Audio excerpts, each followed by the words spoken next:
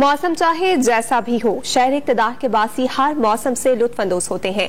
इस दांत वजा देने वाली सर्दी को इस्लामाबाद के शहरी किस तरह से एंजॉय कर रहे हैं, बता रही हैं इस्लामाबाद से अरीशा सगीर। जी अरीशा।